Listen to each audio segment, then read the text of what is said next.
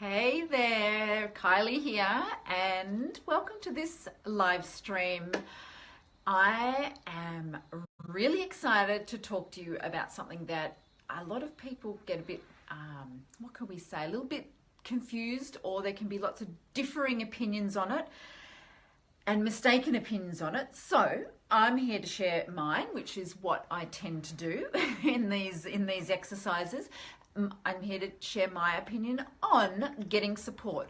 It is very specific support, although actually any support has been a bit of a lesson in my life. I'm going to, actually I will tell you about that experience, my first experience of needing to get support and really not wanting to. But the kind of support I'm specifically speaking about is the support you need when you're writing a book or thinking about writing a book or finished writing a book. There's so many different stages that you can be at in that journey, and what it's like and why support is useful and what it looks like. So if you are interested in this topic, or you have any friends who are thinking about writing a book, or indeed if you think that they would benefit from hearing about this, then go ahead and share the video, like the video, so that they can see what's going on. And I am just going to share it myself. So share. Okay, so we're talking about support. So I'm actually going to talk about hang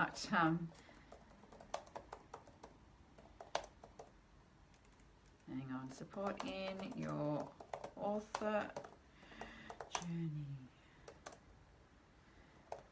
What it looks like.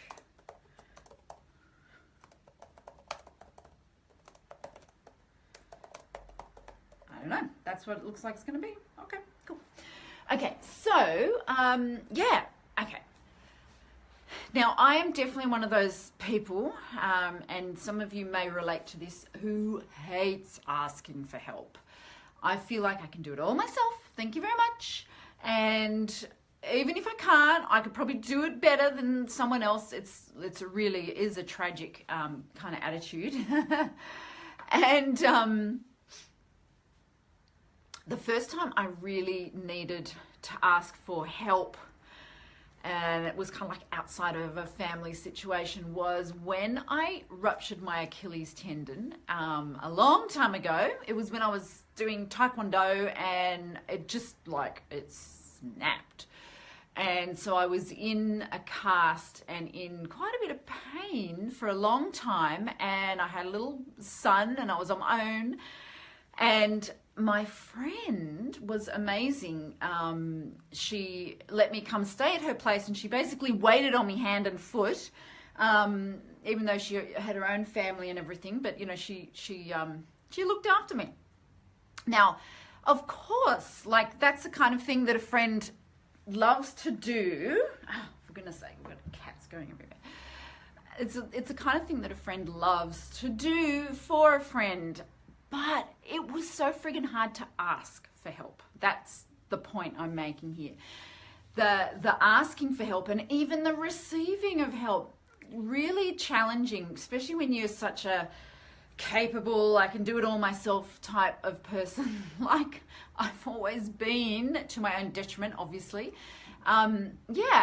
It was, I was obviously deeply appreciative, and it wasn't so much about that, I feel like I owe her or something, because she did it from the goodness of her heart, and there was never any sort of question of anything like that.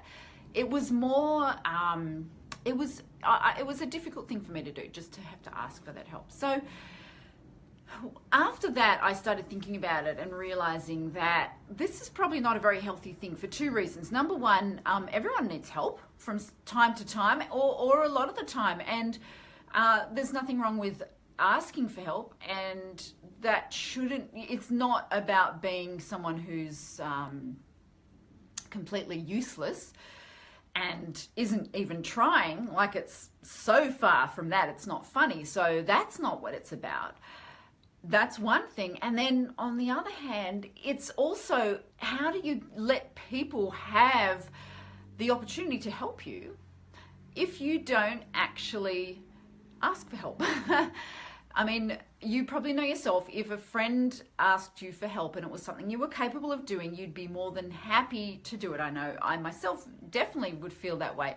So if nobody ever asks you, if you don't ask, then people don't have the opportunity even to say no. Not that they would most of the time. So I guess asking for help, asking for support and getting support, we have a really obscure and strange attitude towards it, I think, in our culture, which is that, if you are a successful, capable person, you should be able to do it all on your own. And I'm here to blow that myth out of the water.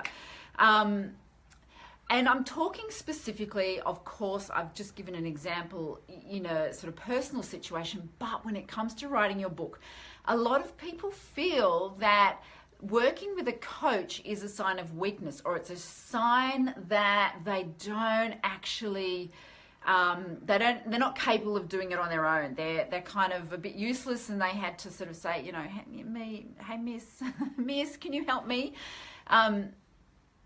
When nothing could be further from the truth.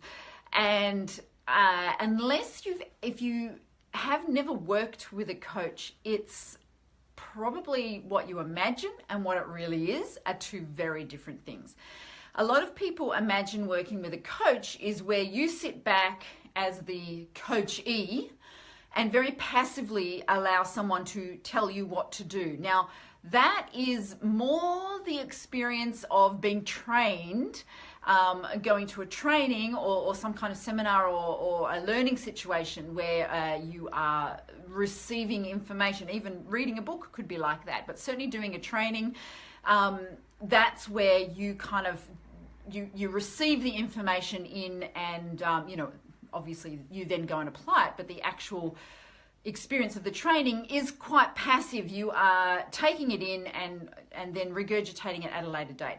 Well, coaching isn't like that at all. And it's not even like a training scenario where you're kind of doing the work a little bit or maybe writing out, what your future plans are during the training. It's not even like that either. Coaching is completely different. Coaching is not at all a passive experience. And it's, of course, it's very tailored to the person being coached. Clearly, that's the point of it. But it's also incredibly interactive and led by the client or by the coachee. They're the ones who are very much leading it. And they're not leading it by saying, I don't know how to do this, tell me how to do that. I don't know how to do this, tell me how to do that. Of course, there can be elements of that. And when I'm working with people in the process of supporting them through the whole book writing, launching, marketing, publishing experience, there are certain steps where some very specific directions are incredibly useful, and of course I give them, but a lot of it is much more fluid and much more loose and it is where we work through things that might be holding them back. Now, again, it's really difficult to kind of make this tangible because it is actually intangible stuff that we're working with. So I'm going to do my best here on this live stream to create some tangibility and bring to life the experience and what the benefits are, what the interactions are like working with a coach, a book coach in a one-on-one situation. So when we talk about working through blocks, now the thing about blocks is that most of the time, I would say 99% of the time, so let's say all the time, they are hidden blocks. And these, of course, are the worst kind, because a hidden block is one that you are completely unaware of as the person who has the block. You actually have the blinkers on. You aren't clear at all that this is something that's holding you back, and yet it is holding you back. So a hidden or unconscious block can be incredibly detrimental when it comes to writing or publishing a book. It can, in fact, be the reason that that book stays in the drawer or in the hard drive for years, decades, forever. And you think, this is the tricky bit, you think as the person who has that block, and believe me, when I say you, I'm talking to myself just as much. This is why I guess I'm quite good at working with them, because I've had all the blocks. I've had them all, but I've also dealt with a lot of them. Of course, there's still plenty there. How can that not be? But being able to deal with them and having them and knowing how to deal with them, that's what I'm talking about. So when you have the block yourself, you're not aware of it. You don't know that you have it. What you have instead is a long list of incredibly legitimate excuses. And legitimate excuses sound like, I can't afford it, I haven't got the time, I'm not good enough, what if it fails? I don't know. There's a million of them, and in fact, sometimes they're not even as some of those that I just mentioned were a little bit more subconscious. Mostly they're very superficial, like I don't have the time. That's a classic excuse that comes up, which is always, without doubt, that time one is without doubt covering up the deeper one. This is if you truly want to achieve something, but you're not doing it over and over and over again. It's never about the time. Just know that. I'm not saying that the time thing is not real, but that's not why you're not creating the time. That's not why you're not making the time. It's the more subconscious blocks. Now, this is where a coach comes in, because a coach will tune in, or this is certainly the way that I interact with my clients, tune in and get some idea of what the reasons beneath the reasons are, the things that are actually really holding you back. And it's amazing when I can usually do this after only a very short time of talking with and working with someone, definitely within that first session, but usually, within the first 10 or 15 minutes, I get a very clear idea of what the thing is, that is holding them back, what the real blocks are.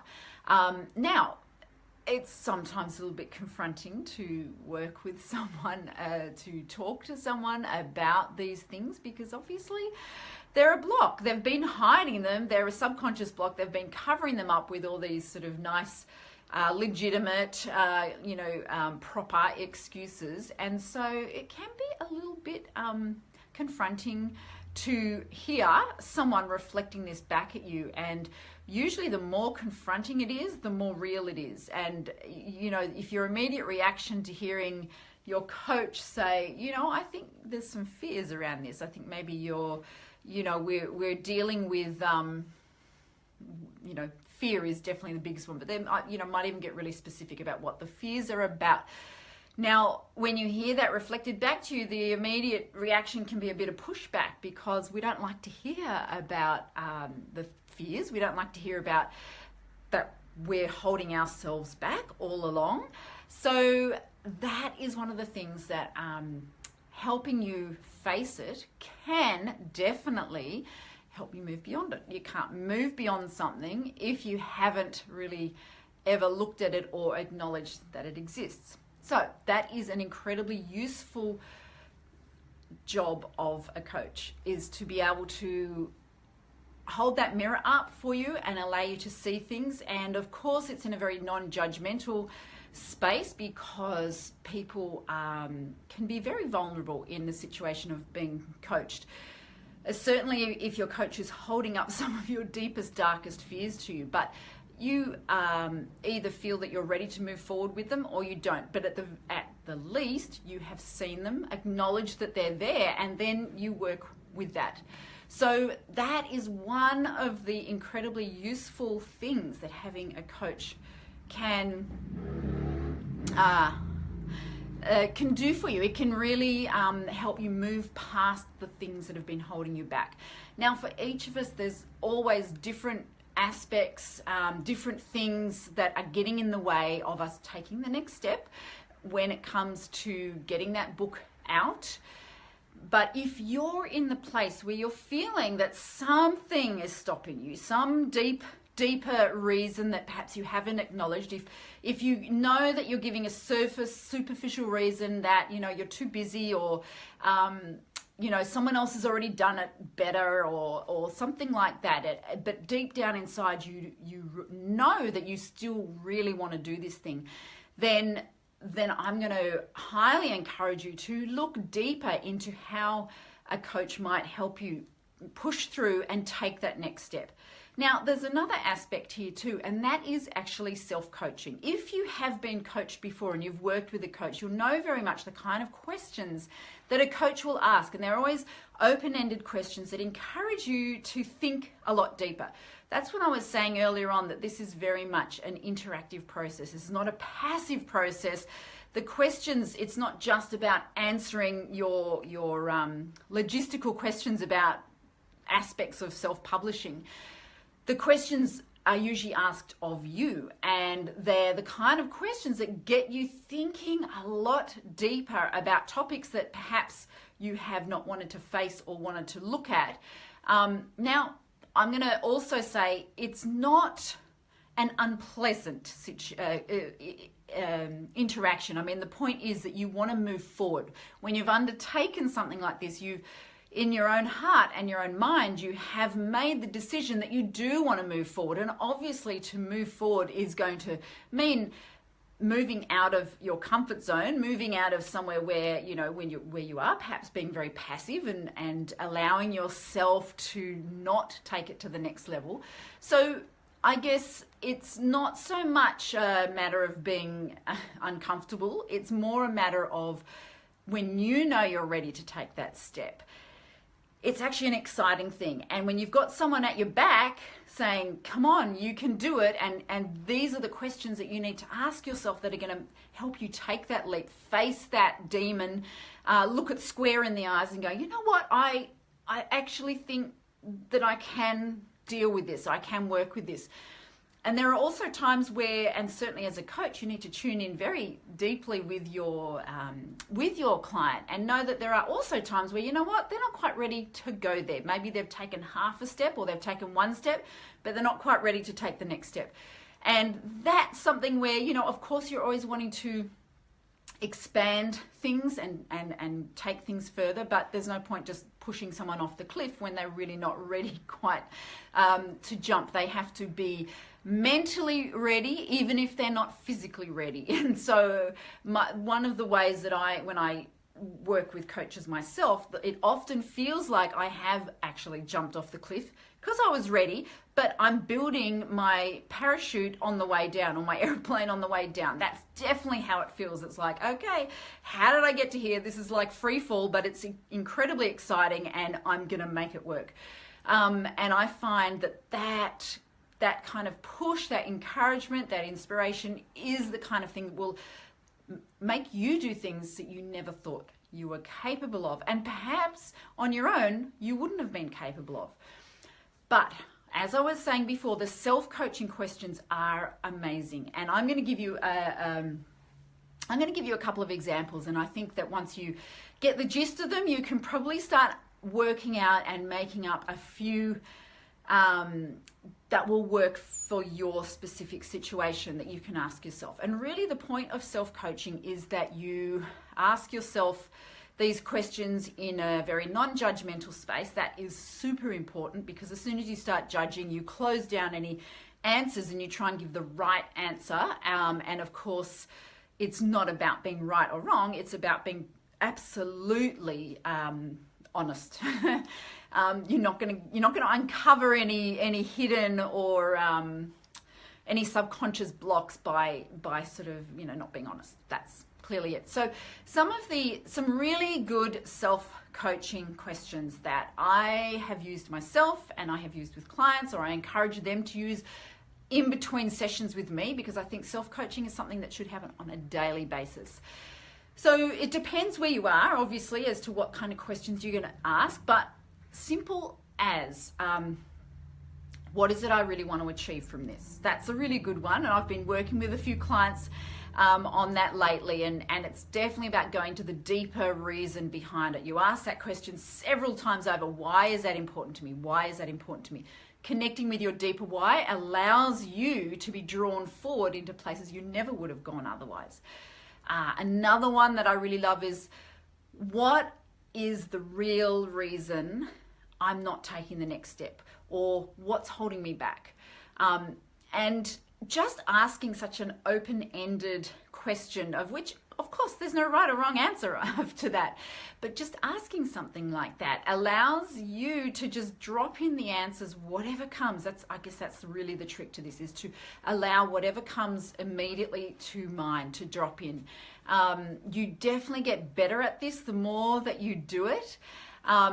Another really good one is, what would be the worst thing that could happen if I didn't take this next step? What would be the worst thing that could happen if I did take this next step? And then flip it, what would be the best thing that could happen if I did take this next step? So all of these sort of questions get your subconscious brain to start playing the game you want it to. And the trick with this is that whether we realize it or not, we're always doing self-coaching, but usually we're doing it without any direction and in a very negative way.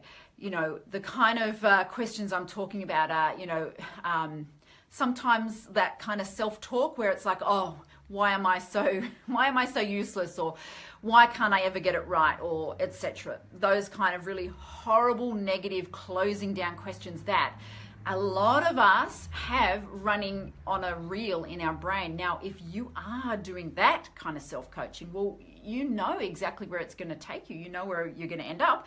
And it's not anywhere pretty, that's for sure. It's, a really debilitating thing. And if somebody, you heard somebody talking to someone else that way, you'd think, wow, that's a pretty obnoxious person. And yet we do run these little reels in our own head quite often.